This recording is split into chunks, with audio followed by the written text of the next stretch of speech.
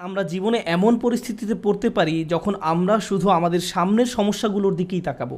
আল্লাহ বলেন, লাকাদ খলাকনাল ইনসানা ফি কাবাদ। আল্লাহ মানুষকে সমস্যা, চাপ, হতাশা, উদ্বেগের মধ্যে নিমজ্জিত করেই সৃষ্টি করেছেন। আমাদের চারপাশ সমস্যায় পরিপূর্ণ।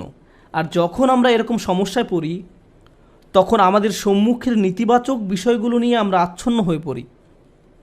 ঠিক সে সময় কৃতজ্ঞ হওয়ার মতো কোনো কিছু আমরা খুঁজেই পাই না। এটা অসম্ভব হয়ে পড়ে। নেতিবাচক বিষয়গুলো নিয়ে আচ্ছন্ন থেকে একই সময়ে আপনার পক্ষে কৃতজ্ঞ হওয়া একেবারে অসম্ভব। এই দুইটা বিষয় একসাথে অবস্থান করতে পারে না। আপনি কেবল তখনই কৃতজ্ঞ হন যখন আপনার জীবনে ভালো কিছু ঘটে, বা আপনি বুঝতে পারছেন যে ভালো কিছু ঘটতে যাচ্ছে। যেমন কেউ কিছু উপহার দিলে বলেন ধন্যবাদ, সহজ বিষয়, কঠিন কিছু না। তো লুকমান আলাইহিস সালাম সবসময় নিজেকে এভাবে বুঝাতেন যে আমার চারপাশের পরিবেশ পরিস্থিতি যাই হোক না কেন, আমাকে আমার জীবনের দিকে তাকিয়ে দেখতে হবে এই মুহূর্তে আমি কোন জিনিসের জন্য কৃতজ্ঞ থাকব। আল্লাহ আজ্জা ওয়া জাল্লা আমাদের বলছেন, ইন্নাল ইনসানা লাযালুমুন কাফফার। নিশ্চয়ই মানুষ অত্যন্ত অন্যায়কারী, অকৃতজ্ঞ। কোন দিক থেকে আমরা চরম অকৃতজ্ঞ? আমরা সর্বাবস্থায় অভিযোগ করার কোনো না কোনো একটা কারণ খুঁজে পাই সব সময়। কেউ যদি জিজ্ঞেস করে, ভাই কী নিয়ে চিন্তা করছেন এখন? না না ভাই, কিছু নিয়ে চিন্তা করছি না, সব ঠিক আছে।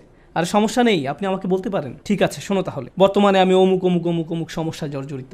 এভাবে আপনার সমস্যাগুলোর একটা বিশাল লিস্ট ধরিয়ে দিবেন তাকে। যেমন এখানকার পরিবেশ মারাত্মক গরম, আমি ক্যালিফোর্নিয়াতে বাস করতাম, এখন টেক্সাসের আবহাওয়া খুবই গরম, টাকার সমস্যা, স্বাস্থ্যকেন্দ্রিক সমস্যা, ব্যক্তিগত সমস্যা, শিক্ষা চাকরি এই নিয়ে সমস্যা। এভাবে নানান রকমের সমস্যার কথা আমরা তুলে ধরি। এভাবে চিন্তা না করে আপনি যদি একটু থেমে নিজেকে প্রশ্ন করেন, এই মুহূর্তে আমি কোন কোন বিষয়ের জন্য কৃতজ্ঞ থাকতে পারি।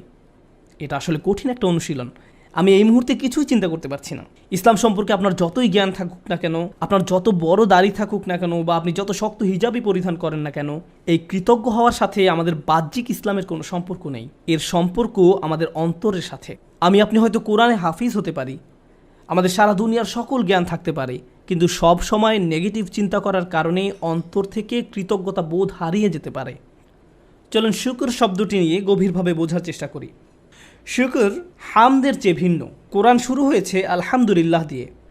হামদ শব্দটি দিয়ে দুটি বিষয় বোঝায়। বিষয়টি মনে রাখুন। আমি জানি খুতবায় আমি অনেক কিছু বলি, তার থেকে কিছু বিষয় এখান থেকে চলে যাওয়ার পরেও মনে রাখুন।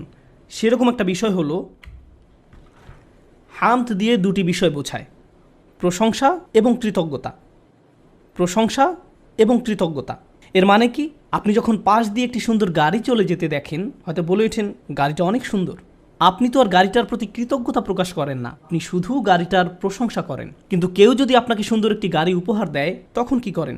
তাকে বলেন থ্যাংক ইউ। এর নাম কৃতজ্ঞতা। কখনো কখনো আপনি কৃতজ্ঞ হওয়া ছাড়াও প্রশংসা করতে পারেন, আবার কখনো কখনো আপনি প্রশংসা না করেই কৃতজ্ঞতা প্রকাশ করতে পারেন। এরকমও ঘটে। যেমন ইব্রাহিম আলাইহিস সালাম তার পিতার প্রতি কৃতজ্ঞ ছিলেন, যেহেতু তার পিতা তাকে বড় করেছেন, কিন্তু তার বাবার প্রশংসা করতে যাবেন না, কেননা তার বাবা মূর্তি তৈরি করতেন। প্রশংসা না করেই তার প্রতি কৃতজ্ঞ থাকতে পারেন। মুসা আলাইহিস সালাম ফেরাউনের প্রতি কৃতজ্ঞ ছিলেন, যেহেতু ফেরাউনের ঘরে তিনি বড় হয়েছেন, কিন্তু তার মানে এই নয় যে তিনি ফেরাউনের প্রশংসা করতে যাবেন। যেমন কখনো কাউকে যদি ধন্যবাদ জানান, সে চায় আপনি তার প্রশংসাও করবেন, কিন্তু আল্লাহর সাথে ব্যাপারটা ভিন্ন। আল্লাহর সাথে প্রশংসা এবং কৃতজ্ঞতা সবসময় একত্রে ব্যবহৃত হয়। কিন্তু আজকের আলোচ্য আয়াতগুলো আসলে প্রশংসা সম্পর্কে নয়, কারণ এখানে আনিহমাদ লিল্লাহ বলা হয়নি। খেয়াল করেছেন তো? এখানে বলা হয়েছে আনিশকুর লিল্লাহ, শুধু কৃতজ্ঞতা, জাস্ট কৃতজ্ঞ হওয়া। আমরা আল্লাহর প্রশংসার দিকে যাচ্ছি না। যখন কৃতজ্ঞতা এবং প্রশংসা একত্রিত হয়, তখন আমরা বলি হামদ। এটা আসলে হামদের পূর্বের ধারণা। এই কৃতজ্ঞতা হলো আল্লাহর সাথে আমাদের সম্পর্ক তৈরির প্রথম পদক্ষেপ। আমরা যদি আমাদের লক্ষ্যে পৌঁছাতে চাই, আমাকে আমার নিজের সাথে, আপনাকে আপনার নিজের সাথে আলোচনা করতে হবে যে কোন কোন জিনিসের জন্য আমরা আল্লাহর প্রতি কৃতজ্ঞতা প্রকাশ করব। আনিশকুর লিল্লাহ। আমি আপনাদের পূর্বেই বলেছিলাম, প্রজ্ঞা মানে শুধু উপকারী জ্ঞান নয়, এটা শুধু উচ্চমানের চিন্তার নাম নয়। এর সম্পর্ক জ্ঞান অনুযায়ী আপনার আচরণ কতটুকু পরিবর্তিত হচ্ছে তার সাথে সম্পর্কযুক্ত। আপনারা সম্ভবত এই কথাটি বহুবার শুনেছেন, গ্লাস কি অর্ধেক খালি নাকি অর্ধেক পূর্ণ? যে সবসময় আল্লাহর প্রশংসা করে, সে অর্ধেক পানি পেয়েই আল্লাহর প্রশংসা করবে। আর যে অকৃতজ্ঞ, সে বলবে গ্লাসটি কেন পরিপূর্ণ না, পানি কেন ঠান্ডা নয়, কেন এই রুমটি এত গরম। অসম্পূর্ণতা নিয়ে সব অভিযোগ। যে আল্লাহর প্রতি কৃতজ্ঞ নয়, তার মনোভঙ্গি এমনই, সে এমন আচরণই রপ্ত করে। তারপর আল্লাহ বলেন, তিনি বলেন ওমা ইয়াশকুর ফা ইন্নামা ইয়াশকুরু লিনাফসিহি। যে কৃতজ্ঞতা প্রকাশ করে, অর্থাৎ শুধু লোকমান আলাইহিস সালাম নয়, যে কেউ কৃতজ্ঞতা প্রকাশ করে সে তা নিজের কল্যাণেই করে।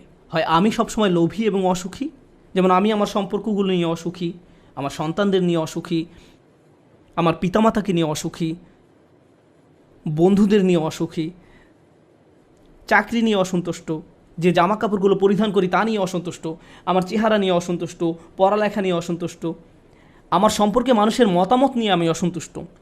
এভাবে সব সময় আমি কিছু না কিছু নিয়ে অসন্তুষ্ট থাকি। আমি এমনই। আপনার অবস্থা যদি এমন হয়, আপনি সারাক্ষণ যদি বিভিন্ন জিনিস কামনা করতে থাকেন, এই আয়াতটি আমাদের শিক্ষা দিচ্ছে যে আপনি এর মাধ্যমে আসলে নিজেকেই কষ্ট দিচ্ছেন।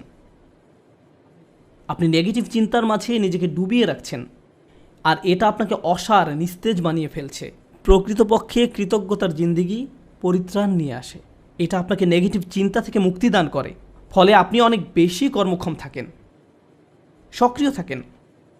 কৃতজ্ঞতা আপনাকে মানসিক শক্তি দান করে, আশাবাদী করে তোলে, উজ্জীবিত করে তোলে। আপনি এমন সব কাজ করতে পারেন যা অন্যথায় সম্ভব হতো না। আমার